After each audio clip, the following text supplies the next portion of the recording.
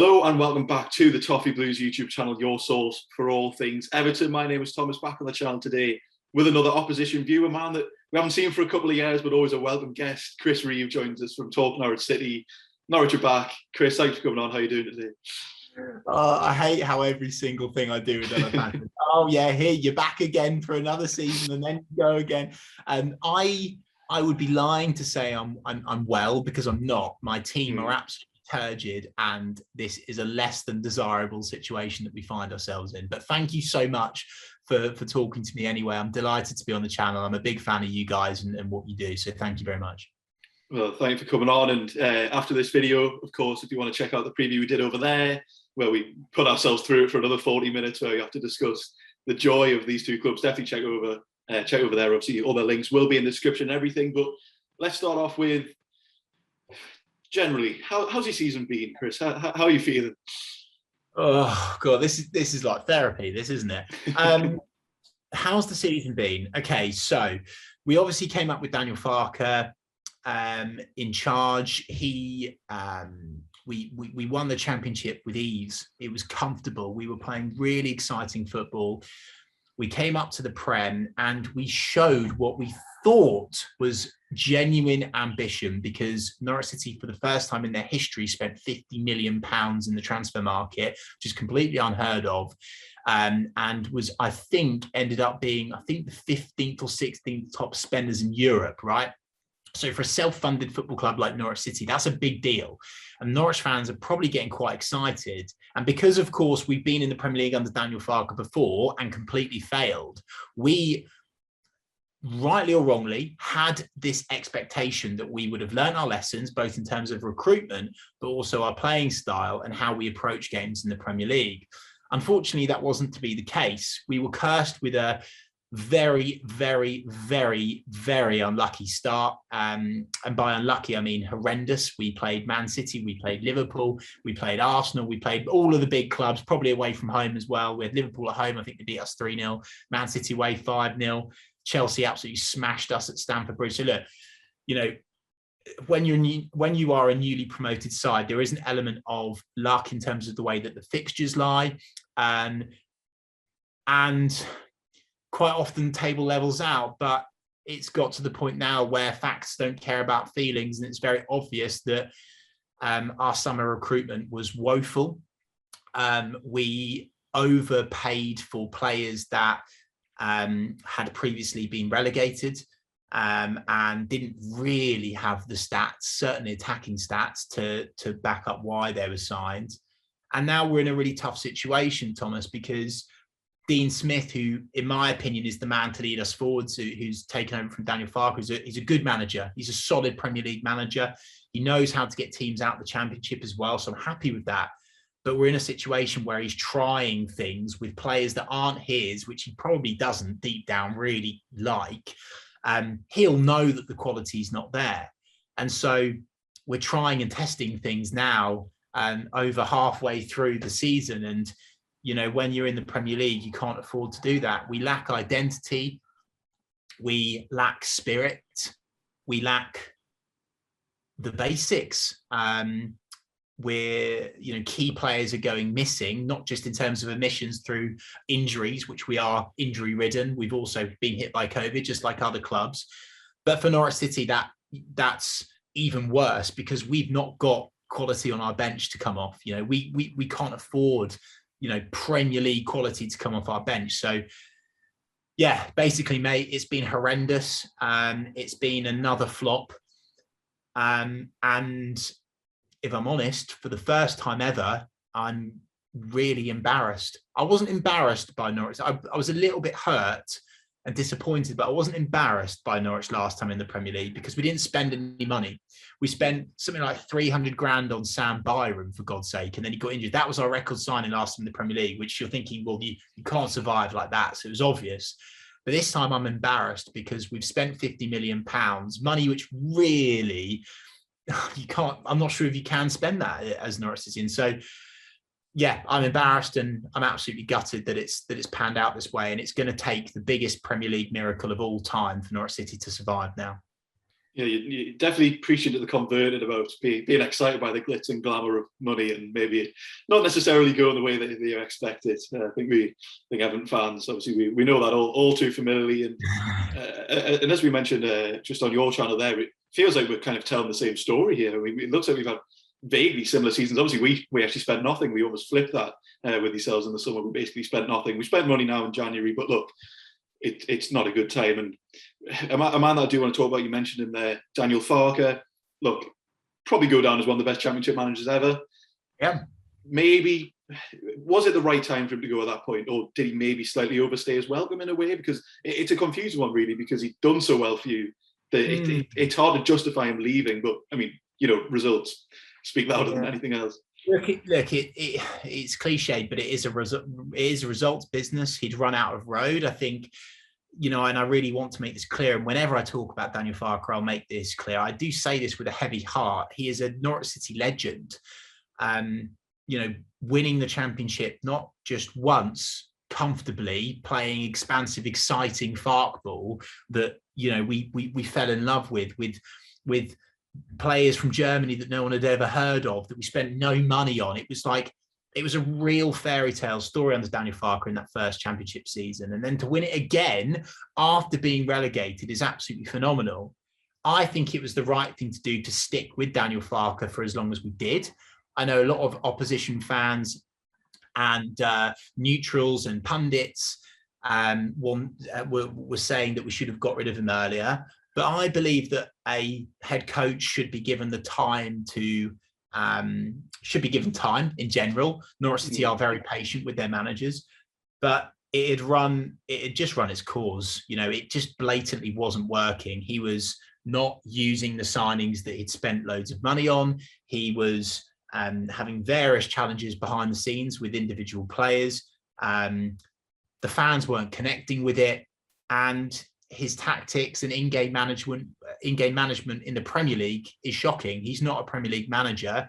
And as much as I respect him and will always hold him in high regard, I'm not surprised to see him in the Russian Premier League now instead of in the Premier League. Absolutely. I'm definitely going to miss his voice in interviews. Maybe one of the most unexpected voices of a man I've ever seen. You never quite expect him to sound like that, but yeah, fair enough. Look, I agree. Look, he deserves the respect, and that's the tricky kind of conundrum he found himself in, because he'd earned enough to, he'd done enough to earn the time, but it was kind of inevitable at that point. As he said, he ran out of road. And obviously, Dean Smith replaced him.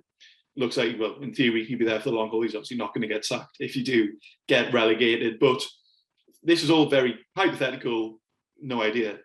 If you are to go down and then return in a similar fashion, do you have more confidence in Dean Smith to maybe, I don't know, keep you up potentially? Yeah, no, definitely. Yeah, without a shadow of a doubt. And do you know what I would say? The one thing I am proud of regarding Norwich City is the fact that we're not a hiring and firing club. The fact that we've sacked Daniel Farke is a big deal, because we don't really do that. And he was one of the longest reigning gaffers in the top, in not just the top flight, I think in all 5 of the English leagues, something mental like that. But yeah, no, I'm very confident in Dean Smith. If I'm honest, I think that if we had a little bit more quality, we would have stood a chance of actually pulling this off. We still can. Unbelievably, we still can, because there are other teams that are also very shite this season. Burnley, Leeds, Newcastle, but it's looking unlikely. But in terms of the Championship, look, he won the playoff final with Aston Villa. He really, really helped progress Brentford into the club that they are today. He did very, very good things with Walsall back in his time, albeit in League One. In the first few years of his managerial career. I love Dean Smith. I absolutely love him, and I really like the fact that he's a manager that says it how it is. There's no nonsense in interviews. He says his honest opinion, and yes, we are adjusting to that, because some of the things that he's saying we're like, oh, I'm not sure if that's right, but I can respect it. And he's on the byline. He's barking orders at his players, and we need a manager that can rally the troops like that, because it wasn't working under Daniel Farke. So yeah, I'm confident. Just that we can bounce back. But I say just because if we keep this current group of players, I'm not confident that we'll bounce back. And last time you were in the Premier League, if someone only watched the Premier League, they didn't know much about the Championship, you came up with all these kind of exciting young talents, Max Aarons being one of them. And Todd Cantwell I'm going to ask you about now, because look, Aarons was linked with every Premier League club for years, didn't end up leaving. He might end up leaving one day, I've got no idea, but maybe not. Maybe hasn't got the excitement that he once had around him. Todd Cantwell was a very exciting player, but it seems like he is available for transfer. And this is purely, it's got nothing to do with the match. Maybe no one even massively cares about this, but I was discussing this with a couple of lads. It seems from the outside looking in, considering how good he was, very strange that he's available for what, £15 million in this window. What's really gone wrong there?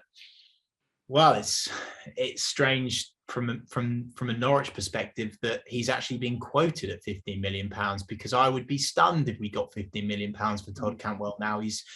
He would have lost that much value. This is the first time that I've been asked about Todd Cantwell on a video since all of the various different shenanigans that have gone on in the last couple of weeks. Todd wasn't liked by Daniel Farke. He'll have his reasons, and those reasons should be respected. Todd is a young modern day footballer that is on TikTok and does all of that stuff. It annoys fans. It probably annoys people within the club. But that's the way that modern football's going. There's no doubt that Todd is an incredibly talented footballer, and we've seen that. We saw it in the Premier League last time. I believe it was 9 assists and 4 goals, maybe even 6 goals, scoring against all of the biggest clubs. Well, most of the biggest clubs, Man City, Chelsea, Arsenal, I think, as well. So the drop-off has been crazy, Thomas. It's been crazy. And I'm so disappointed, because I thought this was the season for Toddy to shine. He started, as I've said already, we had a horrific start. And Todd was kind of, they weren't really his games to impact. We needed someone physical in there, right? We needed someone that could make tackles. We were never going to impact games, in my opinion, with our current way of playing with Toddy, because we went and signed 2 wingers to try and work it like that, and we didn't. So it was never going to work. So anyway, Todd spent some time out of the team, and to be fair, he wasn't performing well enough, so rightly so. Then what happened is that he was completely derailed by Daniel Farke and was forced to train with the under-23s. And it was shared wrongly in the press that he wasn't fit when he was fit. And then when he came back, he then wasn't match fit. Sorry, I'm boring you now. But basically, there's so much. I could go on and on and on about it. But the bottom line is, it's a travesty for Norwich City Football Club what's happened to Todd Cantwell, because it's a lose situation for the club, and it's a lose situation for Todd, and it's a lose situation for the fans, because we're not going to sell him for a lot of money anymore. He's not playing football to help the team. The fans are on his back. Toddy's not playing football. So I'm monumentally disappointed. And then regarding Max Aarons, he's unfortunately fallen victim to some disappointing performances, but that's because of the fact that everyone else has been just as bad around him. And, you're only as good as your players around you, especially at Norwich, right? A team that are fighting to survive. You all have to work as a cohesive unit. You can't just rely on a team full of 5 out of 10 performances and then 1 star man to get you over the line, which, by the way, that's why I think that we're in trouble, because I can see Burnley doing that through Cornet. I can see Newcastle doing that through Maximum. I can see Watford doing it through their players. So that's the thing at Norwich. We have to have 7 or 8 out of 10 all around the board. And unfortunately, that's been the reason why those players haven't cut the mustard this time in the Premier League. But Max is a consummate. I've made up that word. No, I haven't. I think that's a word, yeah. The consummate professional. Professional. He is. He's a professional. He works very hard. He does all the right things. He trains very well. And he's a really, really, really top man. He's a massively kind bloke. And I'm a huge fan of him on and off the pitch. So, I think I will be stunned if he's still at Norwich City next season, because he's gone from being touted with moves to Everton with Tottenham, with Barcelona, to Bayern with Bayern Munich, and then he's going to be relegated with Norwich City probably. So, yeah, that's what's happened with those two players. To bore you to death with it. It's just an interesting one because we were talking about it in our group chat the other day that Todd Cantwell 15 million 2 seasons ago probably would have taken that, but it's interesting to hear that. Yeah, it's interesting to hear that you wouldn't even value him at that. But aside from that, and I know how much you enjoy talking about Norwich City and how much fun it is. It's not all fun over here either. But what have you made of Everton this season and Rafa Benitez and everything dismal around the club? What have you made of it? Well, I think the story around Everton this season is one of the most interesting. I think I'll use the word stories.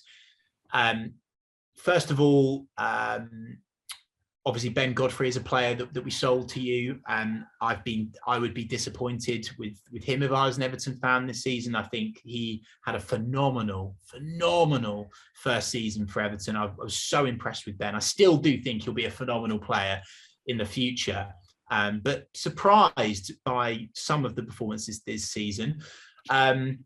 I think it's absolutely absurd that you hired Rafa Benitez. That was only ever going to go one way, which was sour. I would be absolutely livid with Carlo Ancelotti still. We said that on Talk Norwich City, our channel. I would be furious with that. You've obviously got loads of challenges around with the board. You're experiencing toxic atmospheres, which Norwich City are probably just about to get to that point as well. So, yeah, I feel for the Everton faithful, but I think it was absolutely, well, it was, quite frankly, there's only one word to use it. It was stupid to give Rafa Benitez a job. Absolutely absurd. Like, you know, you need the fans to buy in. Like, it's so important, and it was almost arrogance from the board to hire him. I do not get it. I do not get it, because even if he has a few good games, a string of wins, say, it's always going to crash and burn because of what he's done at Liverpool. It's like Norwich now going and hiring Paul Lambert when he's been at Ipswich. I would be absolutely furious. I could never forgive my football club for doing that. So, I honestly think Everton have been one of the worst teams in the league. I know that Norwich have been the worst, and I think Everton have probably been the best of the bad teams.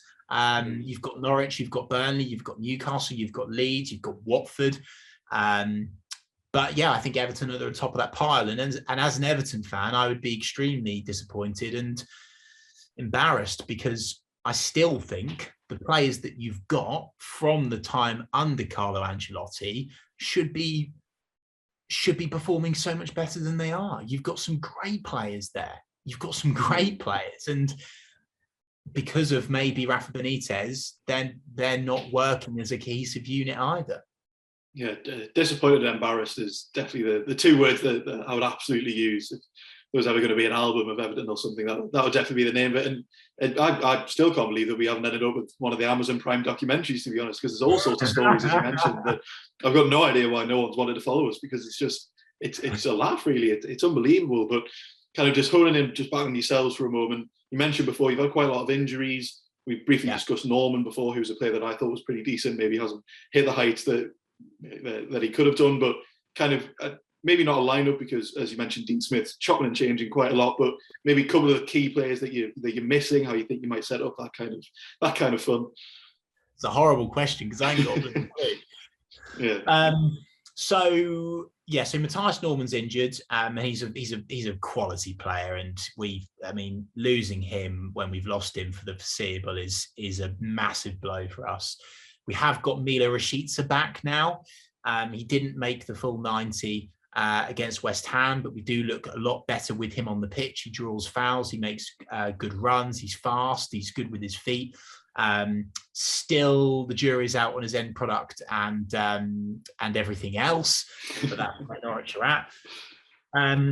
We actually played two up front, unbelievably, against West Ham, and Adam Eder, our young international for Ireland striker, he was actually playing quite well against West Ham. He managed to force a save. Oh God, that's embarrassing. So you might see two up front. I'm not sure if you will.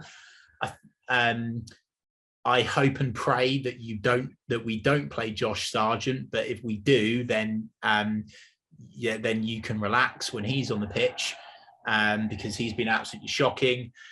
You're probably going to see a defence of Max Aarons, of Brandon Williams on the other side, of course on loan from Manchester United, quite aggressive. You've then got probably Ben Gibson and Grant Hanley as those centre-backs. In midfield, maybe Billy Gilmore will be back, I'm not sure, but to be honest with you, you might be thinking, well, he's a quality player. He's not a quality player for Norwich, so that's not going to work.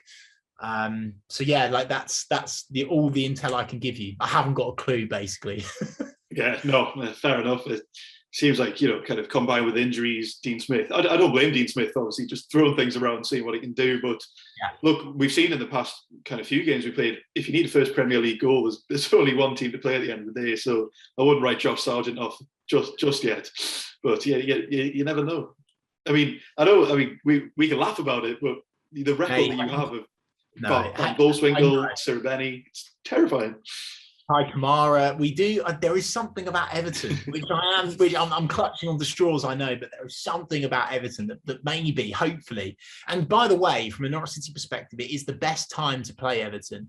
It really is, because I think the confidence that you will lose from the sale of Lucas Digne, I think that's going to hurt you. So it'll be very interesting, very interesting. By the way, I do need to add, I've been very negative about Everton. I've got a lot of respect for Everton, by the way, and really want to make that clear. So don't come at me too heavy on social media. Proper football club with a lot of soul, and I can only imagine how much it's hurting the Everton fans right now. I think fellow sufferers have the right to kind of abuse us in the way that we do ourselves. I think you've earned that license, definitely. Good. Towards the end of the video now, the final two questions that we like to ask. First of all, kind of your score prediction and any general predictions for the game. So general prediction for the game is it's going to be one of the worst of the season. You are not going to see many shots on target. It's going to be awful. And I mean, I'd bite your hand off for a 0-0 now. But my head says that this will be a comfortable 1-0 win for Everton. I could see you scoring early on and sitting back and defending, and Norwich can't break down those teams that have that little bit more quality. So, yeah, I can't be confident going into this one. I can't. And what scares me is I'm one of the most optimistic Norwich fans, in my opinion. So that really worries me and should make you guys happy. Yeah, I think it's going to be a really boring game. If we win, it's absolutely huge for our football club, because it gives us something to work from, because we've still not scored a Premier League goal since November. So, yeah. No better team, to be honest, even despite our confidence builder against Hull in the FA Cup. Hopefully. And as you know, obviously, the final question we like to ask, unrelated to football, perhaps we've done favourite films, pineapple on pizza, and we've had a brief chat about this, but what's your go-to meal deal, Chris? You're going to ask me. I'm going to really embarrass myself here, and I'm going to sound like a proper bloody Tory. But I honestly wouldn't know where to start with a meal deal. I honestly wouldn't know. I mean, I'm a Doritos man. So, I mean, I would normally be going down the aisle and getting a share bag of Doritos if I can. Maybe a pot of salsa. I eat those for fun. And do you know what I have to say as well? And I'm going to get battered for this, but honesty is the best policy. You know the section where the meal deal is. I actually quite like those little boxes of sushi. I'm a big sushi fan, so I'd probably go for that. But I can promise you that I'm not the person that you think I am. Well, luckily, hopefully, for ourselves anyway, we're going to have another year to think of a separate question, just in case you miraculously goes out. But luckily, we'll have a bit of time for that one. That does bring us to the end of the video. Thank you all very much for watching, Chris. As always, massive pleasure. Thanks for coming on. If our viewers want to find more of your content, which they absolutely should, where should they look? Well, if you want to see the roller coaster ride, which is Norwich City, which might be fun for you Everton fans to maybe take some comfort in, then go over to our YouTube channel. We're Talk Norwich City on YouTube. Subscribe to us over there, and go and follow us on social media at Talk Norwich City. And if you fancy giving me some grief after you win at the weekend, I'm at Chris Revo. If we get a result, you will hear back from me. If you do beat us, you won't hear back from me. Thank you so much for having me on tonight, Tom. Thank you all very much for watching. Join us next time on the Toffee Blues. Let's hope for a good result. Not entirely confident, but maybe two of the worst footballing sides in the league at the moment coming head to head here. What an exciting spectacle. But as mentioned, thank you all very much for watching, and join us next time. Goodbye.